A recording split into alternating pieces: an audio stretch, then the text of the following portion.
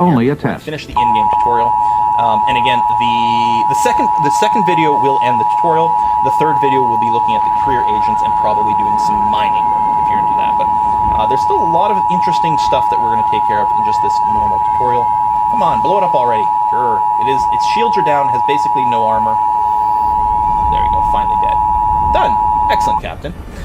Oh, you know what? Well, no. This is a what she's test going to of want the to do, I emergency think the next broadcast step is going to system. be some The skill broadcasters stuff. of your area, in voluntary cooperation with the FCC and other authorities, have developed this system to keep you informed in the event of an emergency. If this had been an actual emergency, you would have been instructed where to tune in your area for news and official information.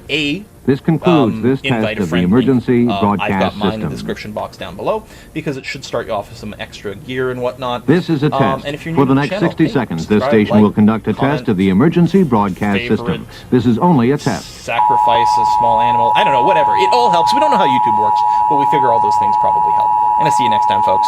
Bye-bye.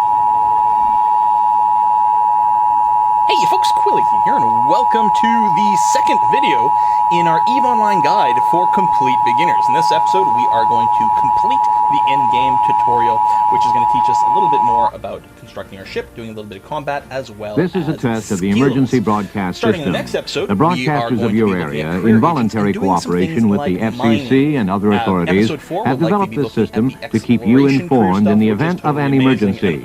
If this had been an actual emergency, you would have been instructed where to tune in your area for news and official information. This concludes this test of the emergency broadcast there's system. no experience points and no levels. The only thing there are This is a skill test. points and For the where to next apply 60 them. At this seconds, point this in the station will tutorial, conduct a the test game of the will let us emergency go broadcast ahead system. and, This is only a test. Start some skill training, which you always want to be training skills. So, because of various reasons, the old tooltip that was there, but what you want to do is us to open our character sheet. So we're going to click on our lovely, lovely face over here, and that's going to open up the character sheet, which will not look like that for you. It will look...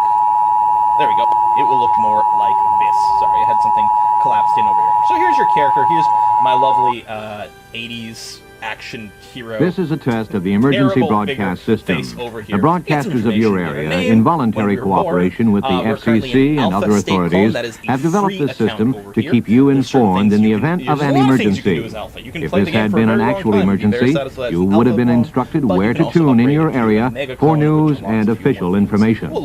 This concludes this test of the emergency broadcast system. I'm part of the Galente and whatnot, but that doesn't matter too much. There's lots of little tabs to look This at. is a test. For the next 60 seconds, this station will conduct a test of the emergency broadcast system. This is only a test. For the tutorial, we're supposed to be on the skills tab over here, which is what opens by default normally when you open your character sheet. So Aura says, before we proceed, let's start training a skill. Skill training is vital to for your progression, and the skills you choose will prepare you for your path in the stars. Under the skills tab, pick a category and pick a skill you wish to train. I would recommend the category Spaceship Command and the skill also called Spaceship Command.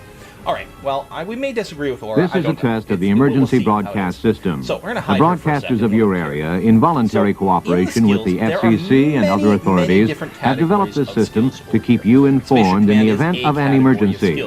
If this had been an actual emergency, you would have been instructed where to tune in your area for news and official information.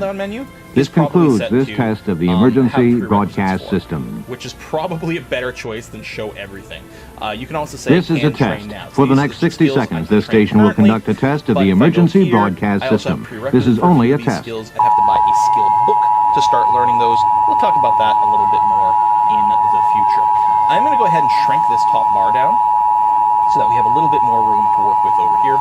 We'll shrink the training queue just a little bit so I can talk about things. So again, many different categories of stuff over here, and many different skills that you can learn. Now, we are going to get into the nitty-gritty of these skills later on when we This is a test of the emergency broadcast system. The broadcasters of your area, in voluntary cooperation with the FCC and other authorities, have developed this system to keep you informed in the event of an emergency. If this had been an actual emergency, you would have been instructed where to tune in your area for news and official information. This concludes this test of the emergency broadcast system. I think missiles or small projectile turrets and so on and so forth. You might start with slightly different This skills. is a test. And your For the next 60 seconds, this station will conduct a test of the emergency broadcast system. This is only a test. You know what? I'm going to kind of agree with Aura for now. We're going to queue up Spaceship Command. So in the Spaceship Command category, there's a Spaceship Command skill over here. And the reason I think she recommends it is because all it does is make all your ships, no matter what kind of ship you pilot, they'll all be slightly better. It's going to improve your ship agility by 2% per skill level. So for every skill that you have in Spaceship Command, your ships will be slightly more agile, helps them turn faster, big implications in combat, but even outside of combat, it's really handy to have a ship that maneuvers a little faster. Now, we already have 3 levels in the skill. As a starting character, we started with that, hey, that's lovely, and we have the ability to train a 4th level. That great pip over there, we can do it. The yellow blocks here, these are Omega only. You can't train 5th level of Spaceship Command unless you have an Omega account. It's worth noting there, but that's going to be fine. So I can train the skill. If I mouse over, there's a pop-up window. I can go and hit train level 4, and of course, like anything else in the game, you can right-click on it and say, hey, add level 4 to the queue, please and thank you. So this skill is actually going to take 1 day and 17 hours to train in real time, and this applies whether you're logged in or logged out. If you log out and you come back in 2 days, you will have finished doing this. That doesn't feel very exciting necessarily. Now, some skills don't take as long. The first level of a skill takes very little time, second takes more, third takes more, so on and so forth. So getting the first few levels in a bunch of different skills is super fast. For example, we already have the first level of Mining Frigate. We could go and get the second level of Mining Frigate. It would only take 2 hours. So it's a little bit faster. And then if we were just getting the first level of something, it could be like 10 minutes to get the first level of skill. Now, as an alpha character, once you've queued up a day of stuff, you can't add more things to the queue. If I want to add another skill to this queue, because this is 1 hour, or 1 day, 17 hours, if I want to add Mining Frigate, so let's say I try to train level 2, does not fit in the training queue. If I cancel this, what I could do, and it remembers my progress, you can see that this square has sort of got a slash through it, because we have some progress towards that skill level. If I instead queue up Mining Frigate, and then Spaceship Command, that's fine. Because it doesn't stop you from adding things that put your queue over a day. It just, once your queue's over a day, it let you add any more. One of the advantages to upgrading to Omega is that there's no limit to how many skills you can queue up. You could load up like 6 months worth of skills in here if that's your plan, and that's totally okay. The other advantage, in addition to unlocking more categories of stuff, is that you actually do learn skills twice as fast as well. So Omega is quite nice, and I believe if you do make a new account like this, we got a little pop-up over here. I think your first month is like half price or something like that, if you want to go that route. But you don't have to rush it. You don't need it right away. It's going to be A-okay. There may also be some unallocated skill points over here. As a new character, you might get some as a bonus. Depending on how you sign up for your account, you may also have a gift waiting for you. There you go. Here, I've got some bonus skill points waiting for me over here. I think because of the current event that's going on. I do have to be in a station to be able to claim this, so we'll just wait on that. And also, if you do the sign up versus like with the recruit a friend, I think you'll get like 750,000 skill points as a bonus, which is a lot. For example, Spaceship Command over here. Cooperation with the FCC and other authorities have developed a system to keep you informed in the Spaceship event of an Command emergency. is 256,000 skill points. So basically, and this is like almost 2 days worth of research, right? So basically, with the recruit a friend thing, you get like 6 or 7 days worth of free skills acceleration, which is really handy when you start off with. For now, just so that I have something in the queue, I will, you know what, I'll just leave Spaceship Command in there. Just because no matter what I end up flying for the rest of my career in EVE, it'll be handy to have this here. So we'll leave that there. Probably what'll happen at some point when we get to like the mining tutorial or the exploration tutorial, I might change my mind and move some things, but we may as well sink some skill points in there while we're waiting. That's going to be okay. Alright, so Aura should be pretty happy with that. Excellent. Done. And your skill training is now complete. I will notify you when the skill training has been completed.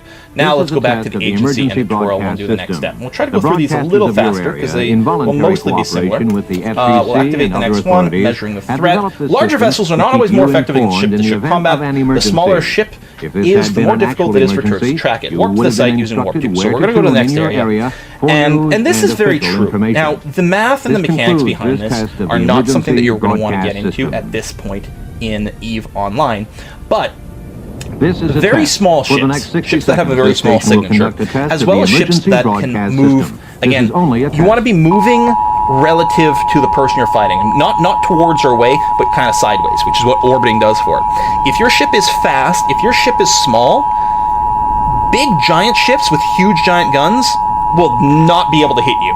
In fact, it's entirely possible they will literally never be able to hit you at all. If they're just trying to use big giant artillery against you, which is kind of amazing. That's why the amazing thing about EVE Online is even if you're a new player and even if you're just flying small ships, you can still be a massive threat. So we got the Circadian Seeker over here. I'm going to control click it to target it. I'm going to ask to orbit, and then once we're locked in, I'm going to start firing this guy. Boom. Would have been instructed where to tune there you in go. your area. And I think for this encounter here, I think they gave this guy fairly, I don't know, he is hitting me there, but I'm moving mostly towards him at this point. Keep that in mind. So once we start moving a little bit more laterally to him, oh, he's using heat-seeking missiles. I don't know if this I don't know if this tutorial step actually has anything to do with anything other than letting you know, big ships might have a hard time hitting you. I guess that is true, although big ships can be designed in other ways to deal with small little frigates, like, well, actually we're flying a Corvette here, including things like drones and whatnot, but again, you don't have to worry about that right now. Sort of beyond the point. So we're just, or beyond the topic. Oh, we could dodge a little bit more if we went ahead and turned on the afterburner as well. We went ahead and blew this guy up. He does have some loot behind, but again, it's not going to be worth anything. A few metal straps or a civilian component or something, so I'm not going to worry about it. We've got another ship here, so I'm going to go ahead and control click to lock on. I will orbit. Again, instead of control clicking, I like it because it's fast. You could just click him, you can right click to lock, or within selected, you can hit the lock button. There he is. He's locked on now, and we're going to try to close to an orbit. I've targeted him with my gun. Pew, pew, pew, pew, pew. I gotta say, these missiles look super cool. I don't think I've ever flown a ship that uses missiles. And I'm kind of tempted to do it just because they look so amazing. Yeah, it's very tempting. So we'll go ahead and shoot this guy. The other thing, I don't think this tutorial covers, there are many different types of damages for your weapons. Well, there's 4 different types. There's kinetic damage, which is just like you're hitting someone with a bullet directly. There's thermal damage, so burning damage, maybe lasers. There's explosive damage, which is, I believe, what a lot of these missiles do. And there's EM damage, electromagnetic damage, which some types of weapons do. Different types of defenses have different strengths and vulnerabilities versus them. For example, I think shields are quite good against explosive damage, but quite weak against electromagnetic. Again, more advanced than you need to worry about right now, but it's interesting that all this is in here. Alright, we got to do the next step of the tutorial. Again, we'll try to burn through these fairly quickly. The emergency broadcast system. So now Aura's going to tell us about the afterburner. It's a module you can turn on and off, and lets you go places faster. So, she wants me to activate it. So I'm actually going to stop this module, and then turn it back on. There we go. I think I tried turning it on before it turned off completely. And now she wants me to warp this site. It's interesting. It tells us to turn it on, but warping will turn it off again anyway. So, but yeah, it acknowledges that, yep, this is a module that's there. One thing that's interesting about EVE is the game only ticks or processes things once every second. This is one of the reasons it's not a very twitchy game. If you do try to do more than one thing in a second, it'll only take like the last click basically, whatever. Well, you can sort of do more than one thing in a second as long as they're different things. But if I try to turn the afterburner on, off, on, off, on, off, all in the same second, it's not going to do that. It'll only care about the last click that I put in basically. So again, it's not. You don't have to freak out in case of emergency. Player versus player combat, it can get pretty hairy.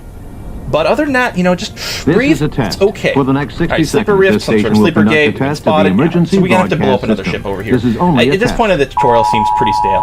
If you double click on something, which I just did, it will approach, so this starts me moving in the right direction. And again, with it selected, I'm going to say, hey, I would like to lock the target, and I would like to orbit. As soon as the locking is done, which is what that timer is there, we're now locked, I'm going to start shooting. You can increase the speed. There's various things you can do that increases the speed that you can lock onto a target. There's also a maximum range that you can lock onto targets, and that depends very much on your ship as well as a large amount of skills that you might have.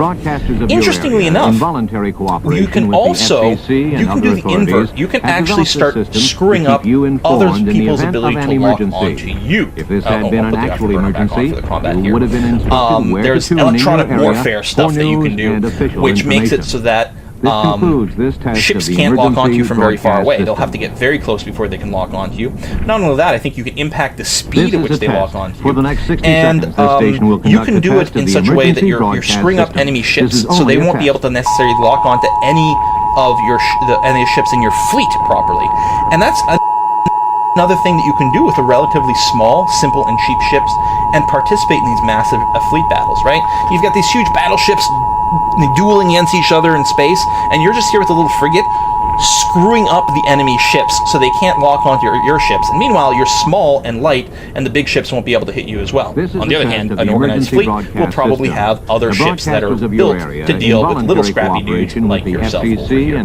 So we're having a hard time actually staying within the orbit range that I've selected here. I think this guy's moving around fairly quickly as well. One thing we might want to do is we might want to explicitly do an approach, which is what I'm going to do here. We're going to turn and try to fly directly to him to try to close the range, and then I'll once again go and hit an orbit command at that point, because I'm trying to close in here. Yeah, so moving faster. Faster makes you harder to track, and makes it easier to keep the enemy at your optimal range. So I'm going to try to do that. There's a button, actually, that's quite handy